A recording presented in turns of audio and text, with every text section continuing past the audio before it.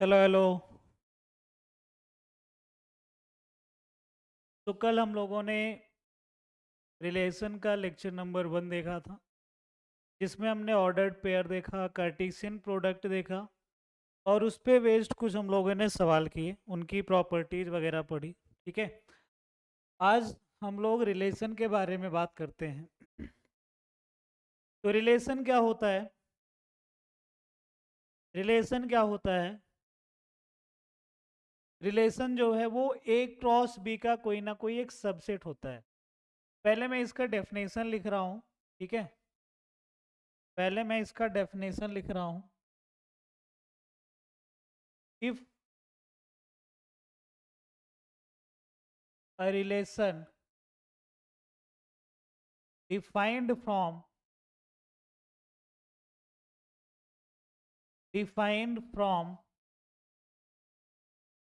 set A to set B,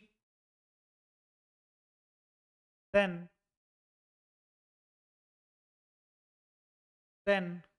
it is represented by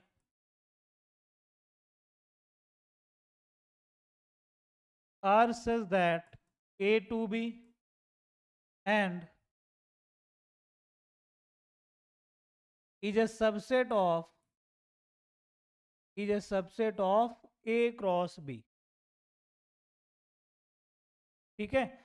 तो अगर आपने कोई रिलेशन डिफाइन किया है जो सेट ए से बी की तरफ है, तो उसको हम कैसे रिप्रेजेंट करते हैं? R such that A to B, मतलब ए से बी की तरफ रिलेशन है और ये क्या होता है? ए क्रॉस बी का कोई ना कोई सबसेट होगा। ठीक है। मतलब आपने क्या किया, अगर आपको ए से बी में एक रिलेशन फाइंड आउट करना है, ठीक है, तब आप क्या करो, ए क्रॉस बी फाइंड आउट करो और उसका कोई ना कोई सबसेट ले लो, तो वही क्या हो जाएगा? रिलेशन हो जाएगा। एग्जाम्पल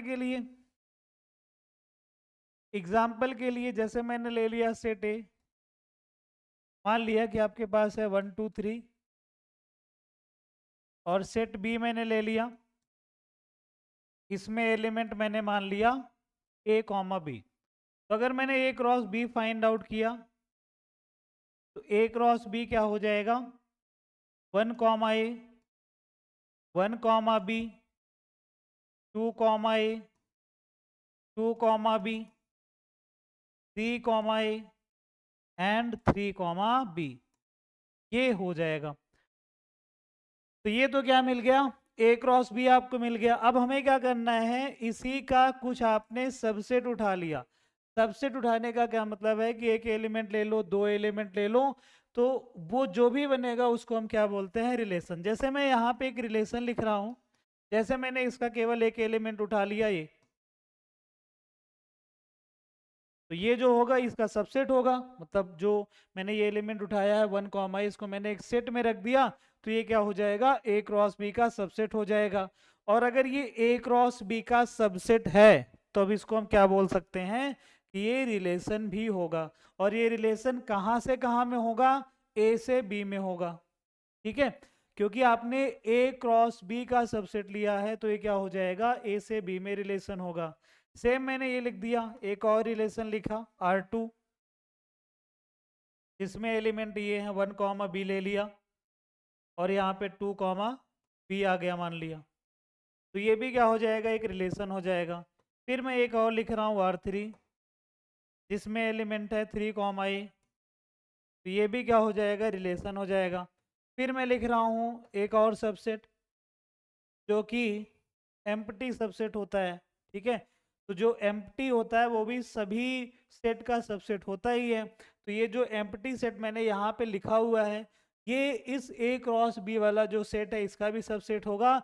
और अगर ये इसका सबसेट है, तो ये भी क्या हो जाएगा? एक टाइप का रिलेशन हो जाएगा ए से बी में। तो ये सभी मैंने क्या लिख दिए? ए क्रॉस बी का सबसेट लिखा। और अगर वो ए क्रॉस बी का सबसेट है, तो वो क्या हो जाएगा? रिलेशन भी हो जाएगा। ठीक है। तो ये सभी क्या हो गए? रिलेशन के एग्जांपल लिख दिए मैंने। ठीक है। अब इसके बाद देखो जरा, इसके बाद देखिए जरा, जैसे अगर हमें कभी आइडेंटिफाई करना है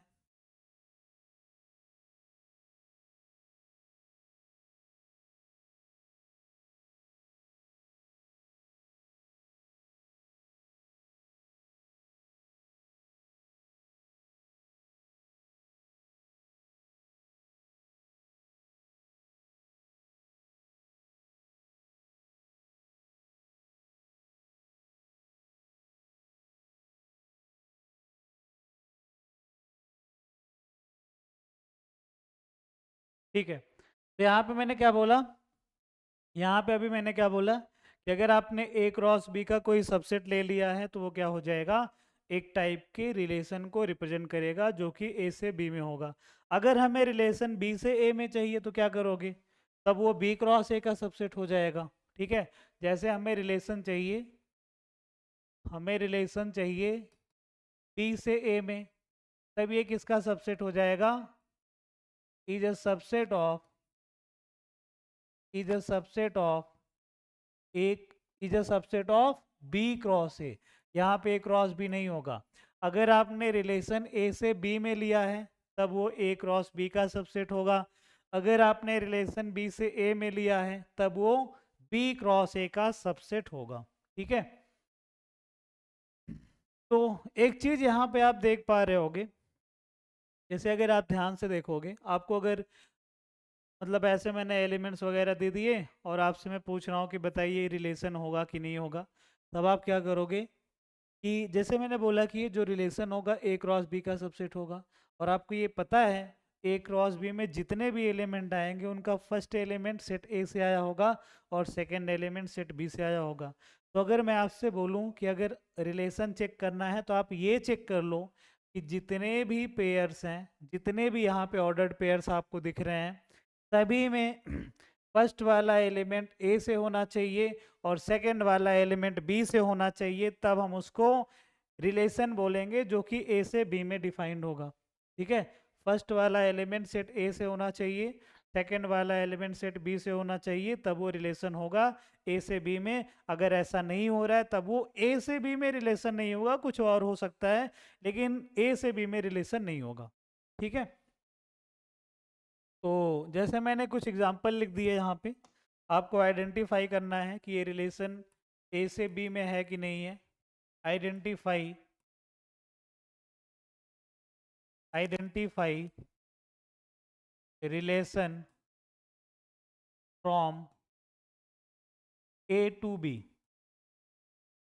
ठीक है, यहाँ पे मैंने सेट ए ले लिया, 1,2,3,4।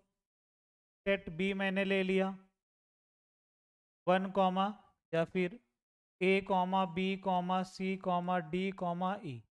ये मैंने सेट बी ले लिया और यहाँ पे मैं कुछ रिलेशन लिख रहा हूँ R1 जो कि है 1, ए, 2, ए, 3, 2। ये हो गया। R2 मैंने लिख दिया, R2 जैसे एग्जांपल ले लिया 1, डी, 1, ई, 1, एफ। फिर उसके बाद R3 मैंने लिख दिया 1, ए, 2, डी, 2, ई, 4, सी, 4, ई। ये हो गया थर्ड वाला एग्जांपल। फोर्थ है R4 जिसमें मैंने लिख दिया एक एम्प्टी। ठीक है, फिर R5 है, इसमें मैंने लिख दिया 4, सी, 4, सी मैंने लिख दिया। तब आपको आइडेंटिफाई करना है कि इसमें कौन सा रिलेशन ए से बी में है। ठीक है, तो ए से बी में अगर आपको रिलेशन आइडेंटिफाई करना है तब आप उसके लिए क्या करोगे, देखोगे कि जितने भी ऑर्डर्ड पेयर्स हैं उनमें सभी में फर्स्ट वाला एलिमेंट ए से होना चाहिए और सेकंड वाला एलिमेंट बी से होना चाहिए, तब हम उसको ए से बी में रिलेशन बोलेंगे। ठीक है, तो यहाँ पे आप देखो फर्स्ट वाला एलिमेंट यहाँ पे 1 दिख रहा है, 2 दिख रहा है, 3 दिख रहा है, तो कहाँ से है, सेट ए से है। ठीक है, तो सेकंड वाला एलिमेंट है वो सेट बी से होना चाहिए, तो यहाँ पे ए है, इधर ए है, यहाँ पे 2 है, तो ये तीनों एलिमेंट कहाँ से होने चाहिए थे, सेट बी से होने चाहिए थे। जबकि यहाँ पे हमें क्या दिख रहा है, 2 तो सेट बी में है ही नहीं, इसका मतलब है कि ये रिलेशन ए से बी में नहीं होगा। ठीक है, फिर उसके बाद सेकंड वाला मैंने देखा, फर्स्ट वाला एलिमेंट 1 है, 1 है, 1 है, सेट ए से है। ठीक है, सेकंड वाला एलिमेंट आपको दिख रहा है डी है, ई है, फिर एफ है, तो यहाँ पे डी ई एफ होना चाहिए, एफ तो है ही नहीं, इसका मतलब है कि ये भी ए से बी में रिलेशन नहीं होगा। ठीक है, अब ऐसे R3 है, तो यहाँ पे 1 आ गया, 2 आ गया, 2 आ गया, 4 आ गया, तो हमें दिख रहा है सेट ए में है। फिर उसके बाद ए है, डी है, ई है, सी है और सी है, तो ये सभी हमें सेट बी से दिख रहे हैं। तब ये रिलेशन ए से बी में हो जाएगा। ठीक है, फिर उसके बाद यहाँ पे एम्प्टी दिख रहा है, तो एम्प्टी तो सभी, एम्प्टी जो सेट होता है वो सभी सेट का सबसेट होता है, तब ये भी क्या हो जाएगा, एक रिलेशन हो जाएगा, क्योंकि मैंने यही बोला है कि जो ए से बी में रिलेशन होगा वो ए क्रॉस बी का सबसेट होगा, तब ये ए क्रॉस बी का सबसेट तो हो ही जाएगा, और अगर ये ए क्रॉस बी का सबसेट हो जाएगा तब ये रिलेशन भी हो जाएगा। फिर उसके बाद मैंने फिफ्थ वाला चेक किया, तो यहाँ पे 4 ए से होना चाहिए और सी बी से होना चाहिए, तो हमें दिख रहा है। तो ये फर्स्ट वाला और सेकंड वाला तो रिलेशन नहीं होगा ए से बी में, ठीक है, और सेकंड वाला, थर्ड वाला, फोर्थ वाला और फिफ्थ वाला ये क्या हो जाएंगे, रिलेशन हो जाएंगे ए से बी में। ठीक है, तब आपको अगर उसने बोला है कि रिलेशन है कि नहीं है, तब आपको यही सिंपल चेक करना है कि जो फर्स्ट वाला एलिमेंट है वो सेट ए से होना चाहिए, सेकंड वाला एलिमेंट सेट बी से होना चाहिए, तब तो क्या हो जाएगा, वो रिलेशन ए से बी में हो जाएगा। लेकिन अगर ऐसा नहीं है, मान लिया कि आपको चेक करना है बी से ए में रिलेशन है कि नहीं है, तो फर्स्ट वाला एलिमेंट सेट बी से होना चाहिए और सेकंड वाला एलिमेंट सेट ए से होना चाहिए, तब हम उसको क्या बोलेंगे, रिलेशन बोलेंगे, सेट बी से सेट ए में रिलेशन बोल। ठीक है, अब इसके बाद आते हैं रिप्रेजेंटेशन ऑफ रिलेशन पे, कि रिलेशन को हम कैसे रिप्रेजेंट करते हैं। तो इसके लिए बेसिकली 3 फॉर्म होती हैं रिप्रेजेंट करने के। पहला इसका जो फॉर्म होता है, पहला इसका फॉर्म होता है रोस्टर फॉर्म, पहला इसका फॉर्म होता है roster form.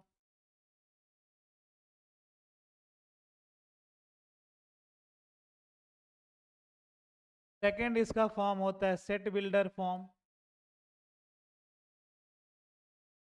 Set builder form. फिर थर्ड वाला आता है एरो डायग्राम।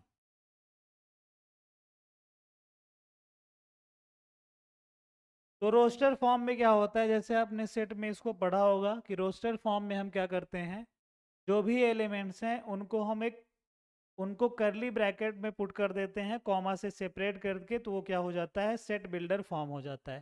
सेम यहाँ पे भी है। रोस्ट सॉरी मैंने कुछ, रोस्टर फॉर्म क्या होता है, सॉरी, रोस्टर फॉर्म क्या होता है कि जो भी एलिमेंट है आपने उसको करली ब्रैकेट में रखा और कॉमा से सेपरेट कर दिया, तो ये क्या हो जाती है, रोस्टर फॉर्म हो जाती है।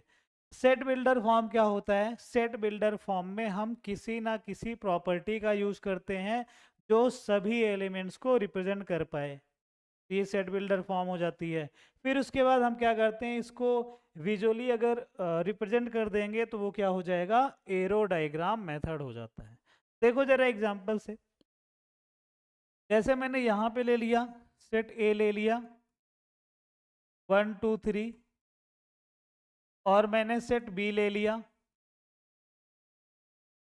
मान लेते हैं कि इधर है 4 6 और 8, ऐसा है, और मैंने यहाँ पे एक रिलेशन लिखा। देखो मैं रिलेशन अभी सेट बिल्डर फॉर्म में कैसे लिख रहा हूँ, और मोस्टली इसी का यूज होता है। ठीक है, सेट बिल्डर फॉर्म में कैसे लिख रहा हूँ मैं, इसमें x कॉमा वाई टाइप के एलिमेंट आएंगे, x comma y, such that y equals to 2x, x belongs to a and y belongs to b। मतलब क्या है इसका, ध्यान से सुनना अभी, कि एक ऐसा रिलेशन है जिसमें x कॉमा वाई टाइप के एलिमेंट आएंगे, एक ऐसा रिलेशन है जिसमें x कॉमा वाई टाइप के एलिमेंट आएंगे, सच दैट कि जो y है वो 2x के बराबर हो जाए, और जो x होगा वो सेट A से आएगा और जो y होगा वो सेट B से आएगा। ठीक है, जो सेट x होगा वो सेट A से आएगा और जो y होगा वो सेट B से होएगा, वो सेट B से आएगा। तो अगर आपने इस फॉर्म में लिखा है, अगर आपने इस फॉर्म में लिखा है तब हम इसको बोलते हैं सेट बिल्डर फॉर्म। अगर आपने कोई रिलेशन इस फॉर्म में लिखा है तब हम इसको क्या बोलते हैं, सेट बिल्डर फॉर्म। फिर उसके बाद देखो जरा, अगर मैं यहाँ पे एलिमेंट्स पता कर लूँ, ठीक है, जैसे अगर हमें इसको रोस्टर फॉर्म में लिखना होगा तो रोस्टर फॉर्म में कैसे लिखेंगे, कि x कॉमा वाई टाइप के एलिमेंट आने हैं, सच दैट कि y इक्वल्स टू 2x होना चाहिए। तो अगर मैंने x की वैल्यू 1 ली तो y की वैल्यू क्या होनी चाहिए, 2 होनी चाहिए। ठीक है, तो 2 तो यहाँ पे है ही नहीं, तब 1 और 2 रिलेशन में नहीं आएंगे। फिर उसके बाद अगर मैंने x की वैल्यू 2 लिया तो y की वैल्यू यहाँ से 4 होनी चाहिए, तो 4 हमें यहाँ पे दिख रहा है। इसका मतलब क्या है कि यहाँ पे 2,4 आपस में रिलेट हो जाएंगे। फिर उसके बाद अगर आपने x की वैल्यू 3 ली तो y की वैल्यू 6 आ जाएगी, तो 6 हमें यहाँ पे दिख रहा है, तो इसका मतलब है 3,6 भी आपस में रिलेट हो जाएंगे।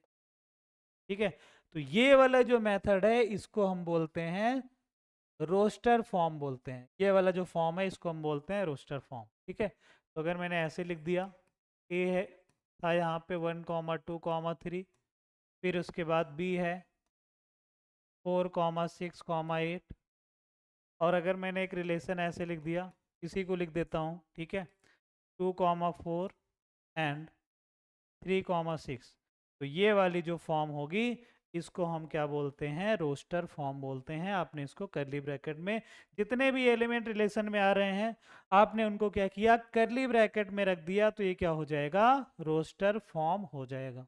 ठीक है, और यहाँ पे हम क्या करते हैं, सेट बिल्डर फॉर्म में इसको हम क्या बोलते हैं, प्रॉपर्टी मेथड भी बोलते हैं। ठीक है, प्रॉपर्टी मेथड भी बोलते हैं। क्यों इसको प्रॉपर्टी मेथड बोलते हैं, ये आपने सेट में पढ़ा होगा, क्योंकि यहाँ पे हम कोई एक ऐसी प्रॉपर्टी का यूज करते हैं जो सभी एलिमेंट्स को रिप्रेजेंट कर पाए।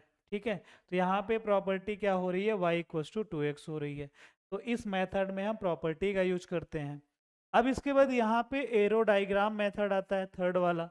जैसे मैं यही वाला एग्जांपल फिर से ले रहा हूँ, ए है आपके पास 1,2,3 और बी है 4,6,8। अब मैंने क्या किया, इसको विजुअली ऐसे रिप्रेजेंट कर दिया, यहाँ पे सेट ए हो गया और इधर सेट बी हो गया। ठीक है, तो सेट ए में कितने एलिमेंट्स हैं, 1 है, 2 है, 3 है, और सेट बी में 4 है, 6 है और 8 है। और एक रिलेशन डिफाइन हो रहा है कहाँ से कहाँ में, ए से बी में डिफाइंड हो रहा है, क्योंकि यहाँ पे देखो जरा, अब यहाँ पे इन्होंने मेंशन करके तो नहीं दिया है कि रिलेशन ए से बी में है, लेकिन आपको समझ जाना है। वो कैसे समझोगे कि जो फर्स्ट वाला एलिमेंट है वो सेट ए से होना चाहिए, सेकेंड वाला एलिमेंट सेट बी से होना चाहिए। इसका मतलब है कि जो रिलेशन होगा वो ए से बी में होगा। ठीक है, मैंने ऐसे बना दिया यहाँ पे कि रिलेशन ए से बी में हो रहा है, यहाँ पे मैंने आर लिख दिया। अब उसके बाद यहाँ पे जो एलिमेंट है वो रिलेट कैसे हो रहे हैं कि 2 जो है वो 4 के साथ में रिलेट हो रहा है और 3 जो है वो 6 के साथ में रिलेट हो रहा है। तो अगर आपको इस फॉर्म में रिप्रेजेंट करके दिया गया है तब हम इसको क्या बोलते हैं, इसको बोलते हैं एरो डायग्राम मेथड। ठीक है, तो यहाँ पे आपने क्या किया, जो भी एलिमेंट थे उसको आपने एक ब्रैकेट में रख दिया, करली ब्रैकेट में रख दिया, तो वो क्या हो जाएगा, रोस्टर फॉर्म हो जाएगा। यहाँ पे आपने प्रॉपर्टी का यूज करना है और यहाँ पे आपको ऐसे विजुअली रिप्रेजेंट करना है, तो ये कौन सा मेथड हो जाएगा, एरो डायग्राम मेथड हो जाएगा। ठीक है, तो यहाँ तक समझ आया होगा। इसमें एक दो एग्जाम्पल कर लेते हैं, और मोस्टली इसका यूज होता है और इसका यूज होता है। इसका यूज तो कभी कभी होता है, ठीक है, इसका यूज और इसका यूज ज़्यादा होता है। तो एक दो सवाल इसमें कर लेते हैं, देखिए जरा। Represent represent the given relation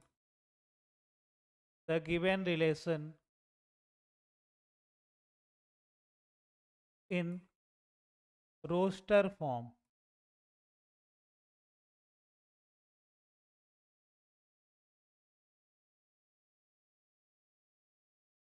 ए मैंने यहाँ पे सेट ले लिया 1,2,3,4 up to 10।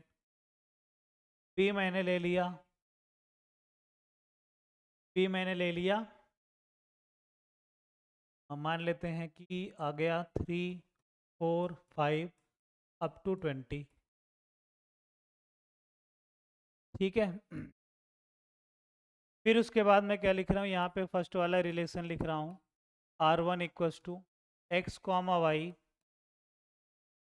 x, such that y = x² x belongs to A and y belongs to B. First हो गया। सेकेंड वाला पार्ट इसी में है। सेकेंड वाला पार्ट है R2 x comma y such that x equals to y, x belongs to a and y belongs to b। ठीक है। तो यहाँ पे जो इन्होंने प्रॉपर्टी का यूज़ किया है उसको ज़रा ध्यान से आपको देखना है। ठीक है।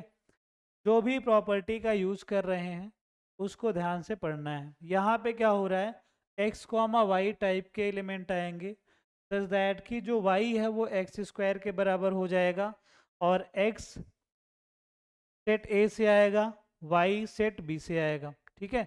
तो जैसे मैंने यहाँ पे क्या किया, x के प्लेस पे 1 रखा तो y की वैल्यू 1 आएगी। y की वैल्यू यहाँ तो 1 दिख नहीं रही है, तब ये रिलेशन में नहीं आएगा। फिर मैंने क्या लिया, यहाँ पे 2 लिया तो y की वैल्यू कितनी आ जाएगी, 4 आ जाएगी।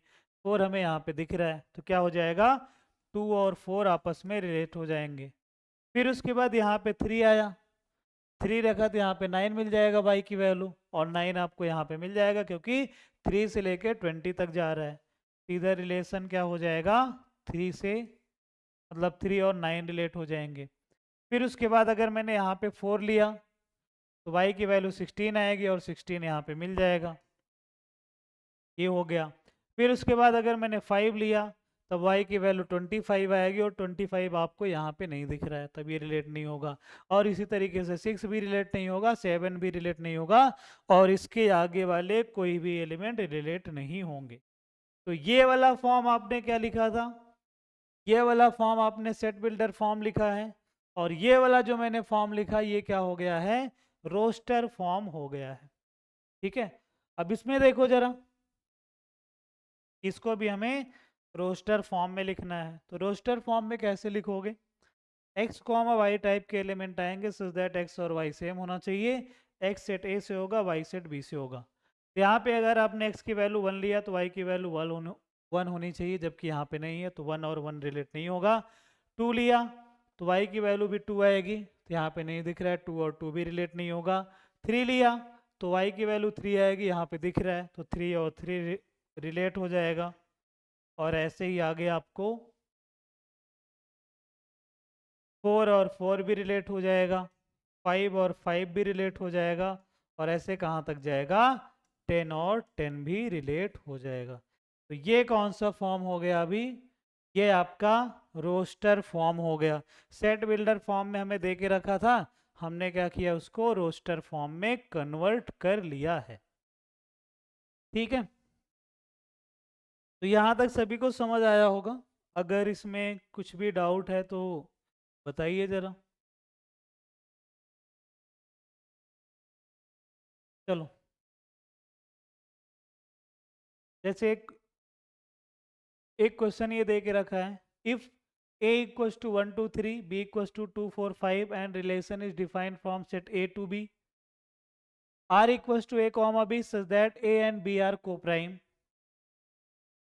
ठीक है। फिर उसके बाद जो a है वो कैपिटल सेट a से आएगा, b कैपिटल सेट b से आएगा, तब हमें क्या लिखना है, इसको रोस्टर फॉर्म में लिखना है और इसको एरो डायग्राम फॉर्म में लिखना है। ठीक है। तो यहाँ पे इन्होंने क्या दे के रखा है, r equals to a comma b such that a and b are co-prime, a and b are co-prime, a set a से आएगा, b सेट b से आएगा। को-प्राइम क्या होते हैं, ऐसे नंबर जिनमें 1 के अलावा कोई भी कॉमन फैक्टर ना हो। ठीक है। तो यहाँ पे अगर आपने 1 लिया, यहाँ पे अगर आपने 1 लिया तो ये 2 के साथ भी रिलेट हो जाएगा क्योंकि दोनों को प्राइम हो जाएंगे, 4 के साथ में भी और 5 के साथ में भी। तो 1 कॉमा 2 हो गया, 1 कॉमा 4 हो गया और 1 कॉमा 5 हो गया। फिर उसके बाद अगर मैंने 2 लिया इधर, क्योंकि जो फर्स्ट वाला एलिमेंट है वो सेट ए से आपको लेना है, तो अगर मैंने यहाँ पे 2 लिया तो ये किसके साथ में रिलेट हो जाएगा? 2 के साथ में नहीं होगा क्योंकि 2 इसमें कॉमन फैक्टर है। 4 के साथ में भी नहीं होगा। ये किसके साथ में रिलेट हो जाएगा? 5 के साथ में रिलेट हो जाएगा। फिर अगर आपने 3 लिया तो 3 तो तीनों के साथ में फिर से रिलेट हो जाएगा। 3,2, 3,4 एंड उसके बाद 3,5। तो ये वाला जो आपने फॉर्म लिखा, ये कौन सा फॉर्म हो गया? रोस्टर फॉर्म हो गया। अब इसी को हमें एरो डायग्राम फॉर्म में बनाना है। मैंने क्या किया यहाँ पे?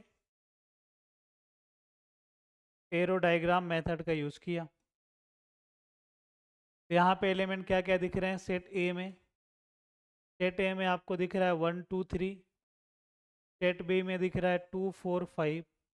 ठीक है, और ए से बी में रिलेशन है तो मैंने ऐसे एरो का यूज़ कर दिया। अब उसके बाद 1 किसके साथ में रिलेट हो रहा है? 1 तो तीनों के साथ में रिलेट हो रहा है, 2 के साथ में भी, 4 के साथ में भी और 5 के साथ में भी। 2 किसके साथ रिलेट हो रहा है? 2 केवल 5 के साथ में रिलेट हो रहा है, तो 2 को आपने 5 के साथ में रिलेट कर दिया, यहाँ पे आ गया। फिर उसके बाद 3 जो है वो भी तीनों के साथ में रिलेट हो रहा है, 2 के साथ में भी, 4 के साथ में भी और 5 के साथ में भी। तो ये कौन सा फॉर्म हो गया?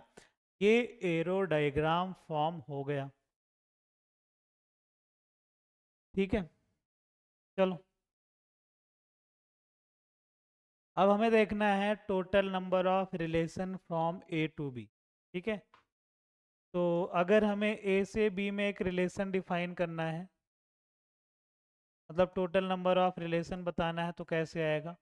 मैंने मान लिया कि number of elements in set A equals to P है और number of elements in set B equals to Q है। Then then number of number of elements in A cross B, that is n A cross B, ये कितना हो जाएगा? P into में Q हो जाएगा। ये तो A क्रॉस B के एलिमेंट आ गए, कल मैंने ये चीज़ बताई है। अब हमें क्या चाहिए? A से B में कितने रिलेशन होंगे वो आपको बताना है। ठीक है, तो A क्रॉस B के जितने सबसेट बन सकते हैं, क्योंकि मैंने यही बोला है कि जो रिलेशन होता है वो A क्रॉस B का सबसेट होता है। तो ए क्रॉस बी के जितने सबसेट बन सकते हैं उतने ही नंबर ऑफ रिलेशंस हो जाएंगे। ठीक है, और सबसेट कितने बनते हैं आपको पता है कि अगर एलिमेंट n के बराबर हो रहे हैं तो इसके कितने सबसेट आते हैं? 2 की पावर n आते हैं। तो यहाँ पे एलिमेंट p इंटू में q के बराबर हो रहा है, तो टोटल नंबर ऑफ रिलेशन क्या हो जाएगा? Total number of relations from A to B equals to आ जाएगा 2 to the power P Q. इसको आप ऐसे भी लिख सकते हो, पी क्यू के प्लेस पे एन इंटू में ए क्रॉस बी लिख दिया, और एन इंटू में ए क्रॉस बी को आप ऐसे भी लिख सकते हो 2 to the power n A into में एन बी। तो ये आपको फॉर्मूला ध्यान रखना है।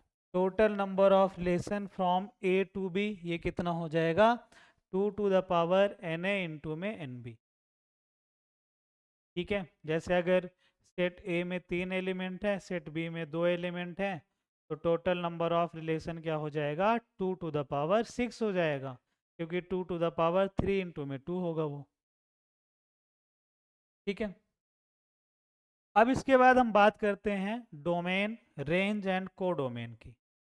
Domain, range and codomain. ठीक है, तो ध्यान से सुनना जरा पहले कि मैं क्या बोल रहा हूँ, या फिर पहले डेफिनेशन लिख देता हूँ। ठीक है, कि if if a relation if a relation is defined from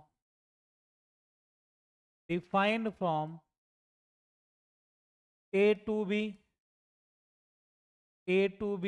then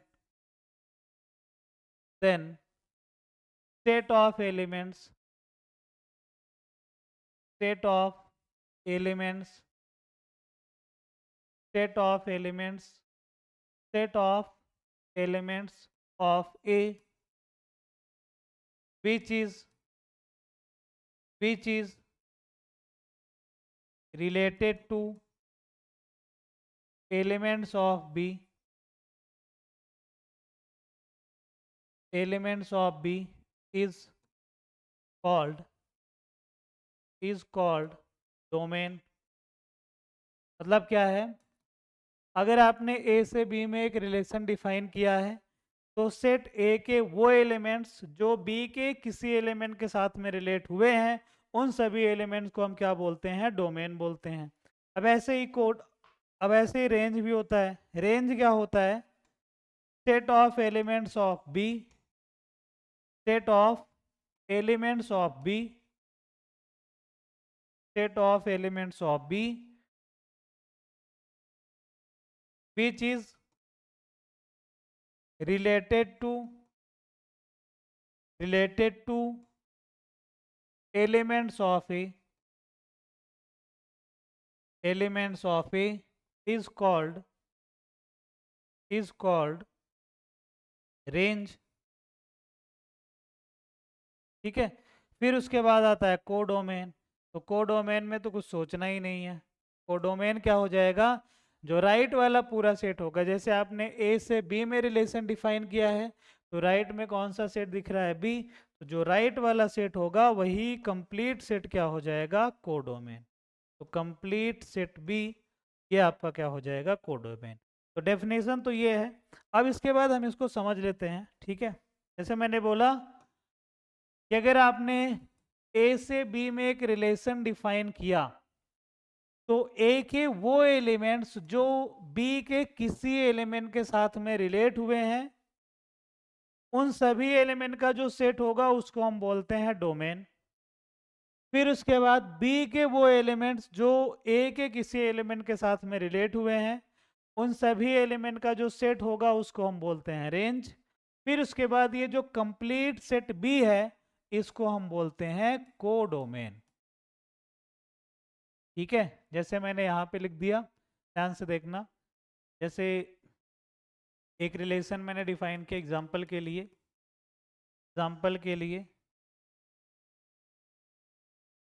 यहाँ पे मान लिया 1 2 3 4 5, यहाँ पे मान लिया ए बी सी डी। ठीक है, और एक रिलेशन है ये ए से बी में रिलेशन है और यहाँ पे रिलेट हो रहे हैं एलिमेंट्स ऐसे, यहाँ पे भी हो गया रिलेशन। ठीक है, फिर उसके बाद यहाँ पे रिलेट हो गया, इधर रिलेट हो गया, फिर उसके बाद यहाँ पे रिलेट हो गया ऐसे। ठीक है, एक रिलेशन आपने बना दिया जो कि ए से बी में है। अब आपको इसका क्या बताना है, डोमेन बताना है। तो डोमेन मैंने क्या बोला कि जो पहला वाला सेट होगा, जैसे ए से बी में अगर आपने रिलेशन डिफाइन किया है तो पहला वाला सेट क्या हो जाएगा, सेट ए हो जाएगा। तो सेट ए के जो एलिमेंट्स रिलेट हुए हैं वही क्या हो जाएंगे, डोमेन हो जाएंगे। तो यहाँ पे 1 रिलेट हुआ है, 2 रिलेट हुआ है, 3 रिलेट हुआ है, 4 रिलेट नहीं हुआ है तो 4 आपके डोमेन में नहीं आएगा। 5 रिलेट हुआ है तो डोमेन क्या हो जाएगा इसका, 1 2 3 5 हो गया। फिर ऐसे ही रेंज क्या आएगा, रेंज इसका क्या हो जाएगा, बी के वो एलिमेंट्स जो रिलेट हो रहे हैं। तो बी में सभी एलिमेंट्स रिलेट हुए हैं, केवल ई रिलेट नहीं हुआ है। तो इसका जो रेंज होगा वो क्या आ जाएगा, ए comma B comma C comma D आ गया।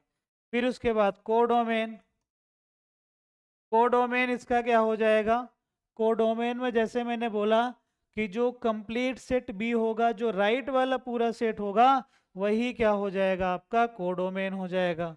तो यहाँ पे कोडोमेन क्या आएगा, A B C D E ये आ जाएगा।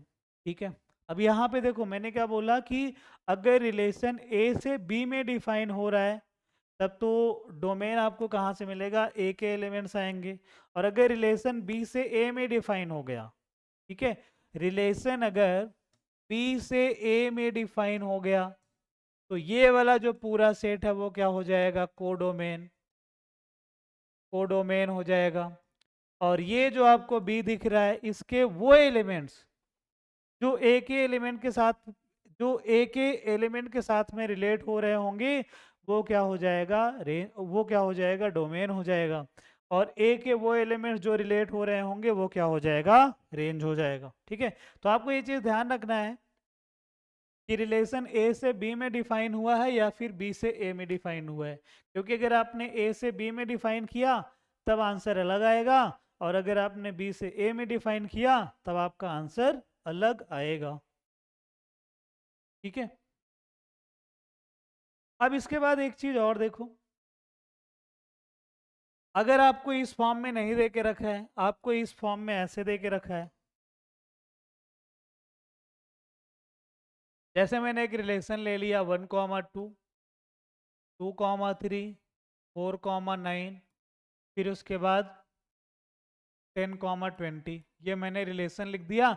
और आपसे मैंने पूछ दिया कि बताइए इसका डोमेन और रेंज क्या होगा, डोमेन क्या होगा इसका और रेंज क्या होगा। ठीक है, तब आपको क्या करना है, डोमेन के लिए रिलेशन में जितने भी एलिमेंट हैं, जितने भी पेयर्स आपको दिख रहे हैं रिलेशन में, उनके जो फर्स्ट एलिमेंट का सेट होगा उसी को हम डोमेन बोलते हैं।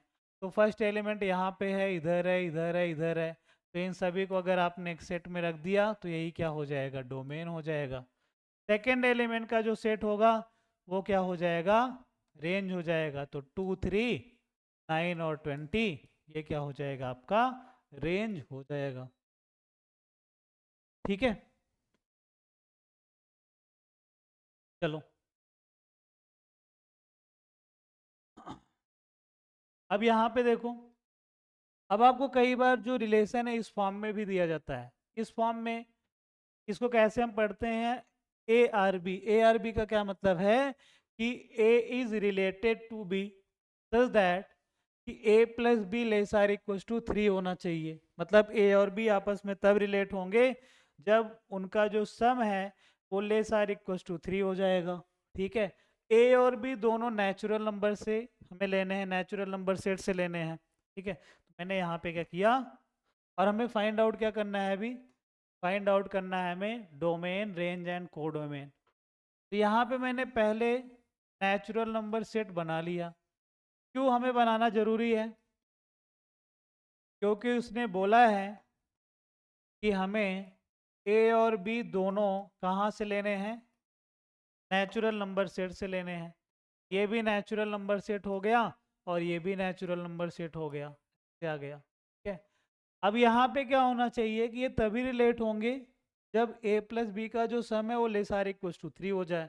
तो अगर मैंने a की वैल्यू 1 ली तो b की वैल्यू क्या क्या हो सकती है, b की वैल्यू 1 हो सकती है। ठीक है, जैसे a की वैल्यू अगर आपने 1 लिया तो b की वैल्यू क्या क्या हो सकती है, 1 हो सकती है और 2 हो सकती है। तो अगर आपने 1 लिया तब भी सेटिस्फाई कर रहा है, 2 लिया तब भी सेटिस्फाई कर रहा है। अगर आपने a की वैल्यू 2 लिया तब b की वैल्यू क्या हो सकती है, केवल 1 हो सकती है। इसके अलावा कोई भी एलिमेंट इसको सेटिस्फाई नहीं करेगा। तो इसका मतलब क्या है, 1 जो है 1 के साथ में रिलेट होगा और 2 के साथ में रिलेट होगा, और जो 2 है वो केवल 1 के साथ में रिलेट होगा, ऐसे। तो इसका जो डोमेन है वो क्या हो जाएगा, डोमेन हमें क्या मिल जाएगा, फर्स्ट वाले सेट के जो एलिमेंट्स रिलेट हुए हैं वो डोमेन हो जाएंगे। तो 1,2 आ गया। फिर रेंज क्या हो जाएगा, सेकेंड वाला जो सेट है उसके वो एलिमेंट्स जो रिलेट हुए हैं वो क्या हो जाएगा, डोमेन हो जाएगा, वो क्या हो जाएगा, रेंज हो जाएगा। तो यहाँ पे भी 1 और 2 आ जाएगा। फिर उसके बाद बताइए कोडोमेन क्या होगा। कोडोमेन तो राइट वाला जो पूरा सेट होगा, ये पूरा नेचुरल नंबर आ जाएगा, नेचुरल नंबर। ठीक है, ये आपका आंसर हो जाएगा। ठीक है, यहाँ तक सही है। ठीक है, चलो फिर नेक्स्ट हम देखते हैं, टाइप्स ऑफ रिलेशन देखते हैं। टाइप्स ऑफ रिलेशन में फर्स्ट आपको दिख रहा है एम्प्टी रिलेशन, ठीक है। एम्प्टी रिलेशन का क्या मतलब है कि एक ऐसा रिलेशन जिसमें कोई भी एलिमेंट ना हो। तो अगर आपने एक ऐसा रिलेशन दे दिया ये, तो इसको हम क्या बोलेंगे, एम्प्टी रिलेशन। एम्प्टी रिलेशन या फिर इसी को हम क्या बोलते हैं, वायर्ड रिलेशन। Wired relation. फिर उसके बाद आता है यूनिवर्सल रिलेशन। यूनिवर्सल रिलेशन का क्या मतलब है कि एक ऐसा रिलेशन, जैसे अगर आपने रिलेशन ए से बी में डिफाइन किया, तो एक ऐसा रिलेशन जिसमें ए क्रॉस बी के सभी एलिमेंट आ जाएं उसको हम बोलते हैं यूनिवर्सल रिलेशन। अगर आपने रिलेशन ए से बी में डिफाइन किया तो ए क्रॉस बी के सभी एलिमेंट आ जाने चाहिए, तो यूनिवर्सल रिलेशन हो जाएगा। और अगर आपने रिलेशन बी से ए में डिफाइन किया है, ठीक है, अगर आपने रिलेशन बी से ए में डिफाइन किया है तो बी क्रॉस ए के सभी एलिमेंट आ जाएंगे, तब हम उसको क्या बोलेंगे, यूनिवर्सल रिलेशन। तो इसको नोट कर लेते हैं। If a relation defined from A to B, defined from A to B, A to B have all the elements of all the elements of A cross B, then this relation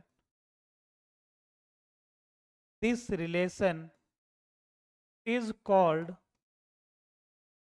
universal relation.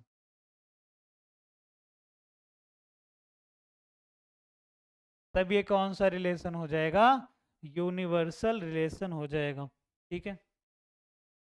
तब ये universal relation हो जाएगा। अगर ए cross B के सभी element आ गए तब वो क्या हो जाएगा, यूनिवर्सल रिलेशन हो। नेक्स्ट वाला है इनवर्स रिलेशन। इनवर्स रिलेशन भी कुछ ज़्यादा हार्ड नहीं है, ठीक है, ध्यान से सुनना, बिल्कुल समझेगा। अगर आपने कोई एक रिलेशन लिया है, देखो अगर आपने एक रिलेशन लिया R equals to A comma B, such that A belongs to A and B belongs to B, then its inverse relation is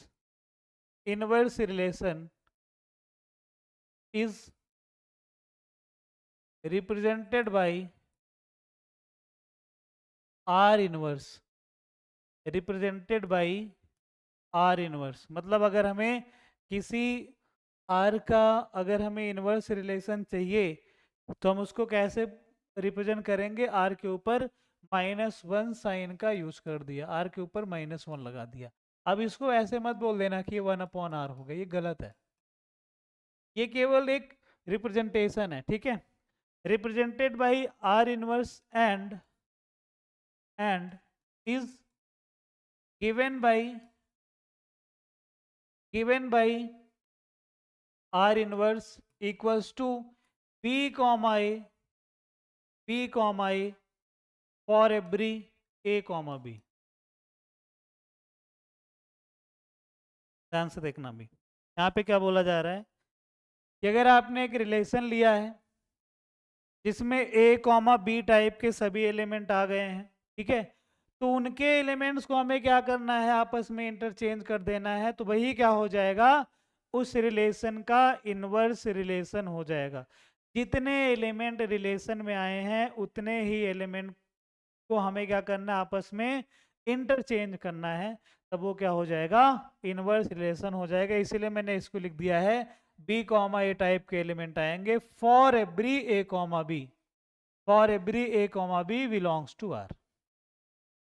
A comma B मतलब आर में जितने भी ए कॉमा बी टाइप के element हैं उसके लिए आपने क्या किया, बी कॉमा ए टाइप का एलिमेंट पता कर लिया, तो उसी का जो सेट होगा वही क्या हो जाएगा, इनवर्स रिलेशन हो जाएगा। जैसे यहाँ पे मैंने लिख दिया आर अगर है 1,2 देन उसके बाद 3,4, देन है मान लिया 11,12, देन मान लिया a,x, ऐसे कुछ है। इसका अगर हमें इन्वर्स चाहिए, इन्वर्स क्या हो जाएगा, यहाँ पे a,b टाइप बन रहा है, जिसको आपस में इंटरचेंज कर दो, 2,1 हो गया, यहाँ पे क्या हो जाएगा 4,3 हो गया, यहाँ पे क्या हो जाएगा 12,11 हो जाएगा, यहाँ पे क्या हो जाएगा x, ये हो जाएगा। ये क्या हो गया आपका इन्वर्स रिलेशन हो, ठीक है, ये इन्वर्स रिलेशन हो जाएगा। फिर ये इन्वर्स रिलेशन हो जाएगा, ठीक है, ये इन्वर्स रिलेशन हो जाएगा, ठीक है। तो अगर आपसे मैं पूछता, यहीं पे इसी एग्जांपल में देख लो, यहाँ पे अगर मैं इस रिलेशन के लिए आपसे पूछता डोमेन बताओ, डोमेन ऑफ आर, तब आप क्या बोलते, फर्स्ट एलिमेंट देख लो, तो फर्स्ट एलिमेंट क्या क्या हो रहा है, 1 हो गया, 3 हो गया, 11 हो गया, ए हो गया, ये फर्स्ट एलिमेंट हो गए।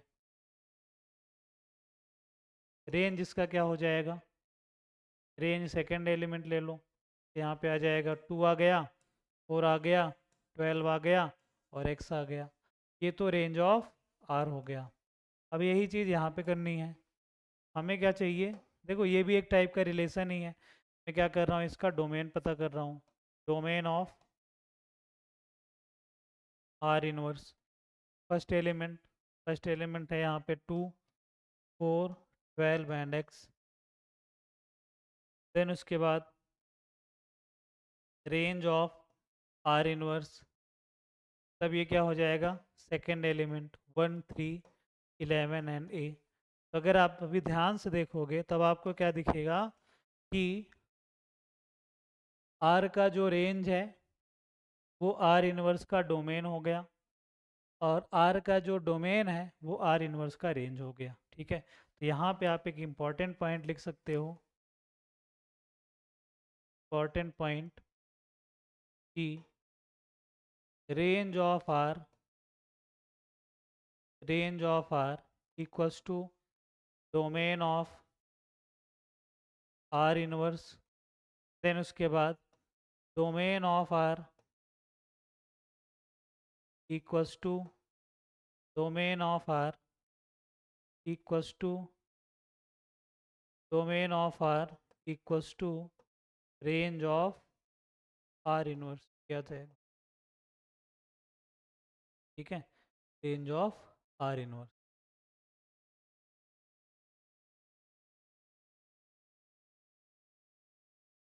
ठीक है। यहाँ पे क्या आ जाएगा रेंज ऑफ r इनवर्स,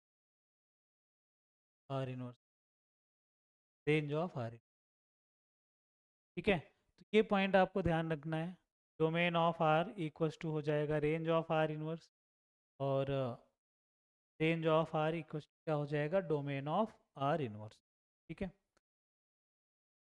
तो अभी यहाँ तक रखते हैं, इसके बाद हम लोग नेक्स्ट क्लास में इस पे वेस्ट कुछ सवाल करेंगे।